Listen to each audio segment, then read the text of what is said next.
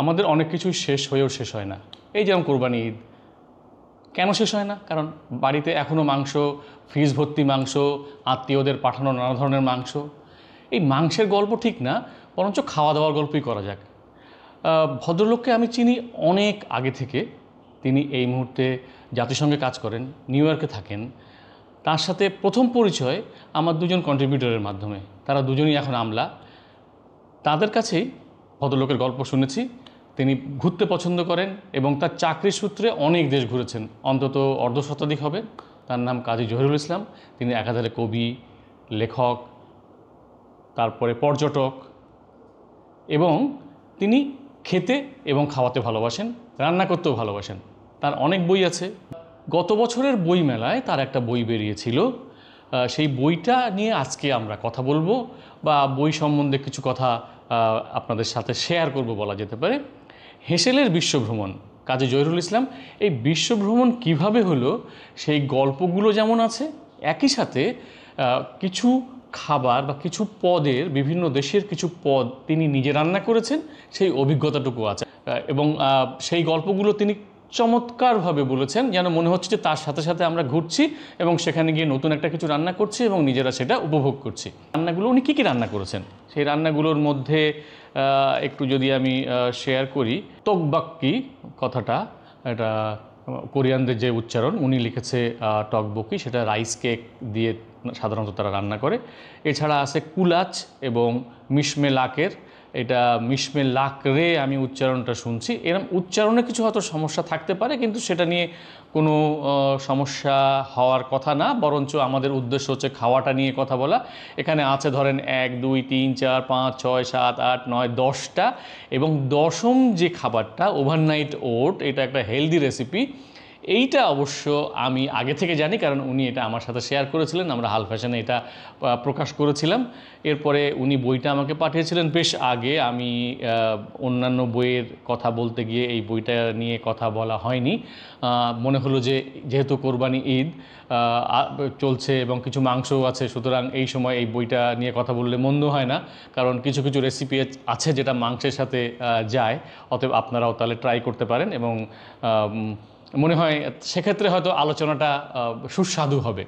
কেন তিনি এই বই লিখেছেন সেটা নিয়ে তিনি একটু কথাও বলেছেন। সেইটার হচ্ছে ইতালিতে তিনি একবার ঘুরতে গিয়েছেন, সেটা ভেনিসে গিয়েছিলেন। সেখানে তিনি মুরোনো দ্বীপে গিয়েছেন, সেখানে একটা ক্রিস্টালের স্টুডিওতে গিয়ে দেখেছেন যে শিল্পীরা কি নিবিষ্টতায়, কি অধ্যাবসায় কাজগুলো করেন। তখন তার মনে হয়েছে যে আসলে এটা কারখানা না, এটা স্টুডিও, ওনারা কর্মচারী না বা কারিগর না, ওনারা আসলে শিল্পী।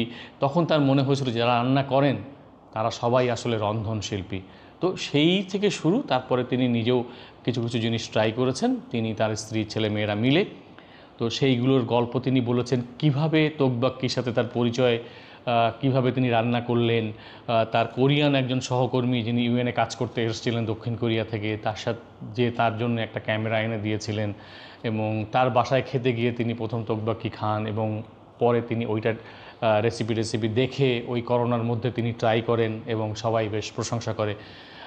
এরপরে তিনি তার আলবেনিয়া ঘোলার প্রসঙ্গ নিয়ে কথা বলেছেন, যেখানে তিনি কুলাচ আর মিশমে লাকরে বা লাকের যেটাই হোক না কেন সেটা নিয়ে তিনি কথা বলেছেন। মিশমে লাকের বা লাকরে এইটা বাঁধাকপি আর মাংসের একটা রেসিপি। এই বাঁধাকপি আর মাংসের রেসিপির কথা যখন ওঠে তখন আমার মায়ের কথা ভীষণ মনে পড়ে। তিনি চমৎকার করে গরুর মাংস দিয়ে বাঁধাকপি রান্না করতে পারতেন, তাতে অবশ্য আলুও থাকতো।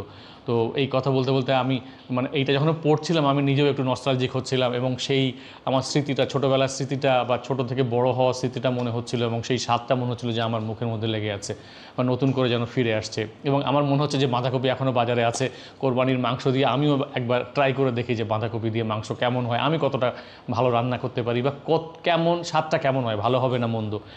ঠিক একইভাবে তিনি একটা দেশে যাচ্ছেন, সেই দেশের গল্পটা বলছেন, বলতে বলতে সেই খাবারের প্রসঙ্গে আসছেন এবং সেই খাবারটা রান্না করছেন এবং সবাই মিলে খাচ্ছেন, নিজেরা এনজয় করছেন।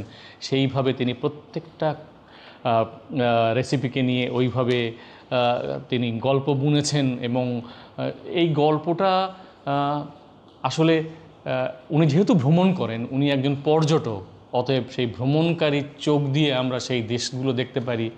মনে হচ্ছে যেন কেউ আমাদের সামনে বা আমাদের টেবিলে সেই খাবারগুলো চমৎকার করে পরিবেশন করছেন, আর আমরা তাড়িয়ে তাড়িয়ে উপভোগ করছি।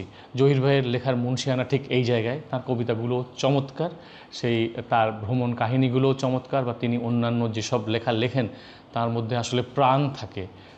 ভাষাগুলো ততটাই প্রাঞ্জল, তাই আপনাকে প্রাণবন্ত করে, আপনাকে আকর্ষণ করে, আপনাকে গভীরে নিয়ে যায়, আপনাকে ভাবায়।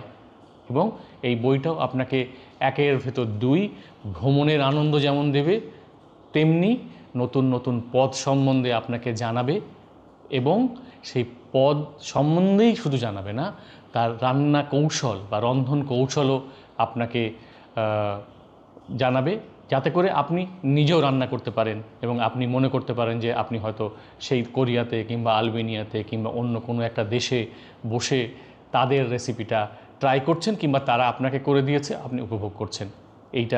এই পর্বেই তাই জহির ভাইয়ের এই বইটা হেসেলের বিশ্বভ্রমণ নিয়ে আমাদের আলোচনা।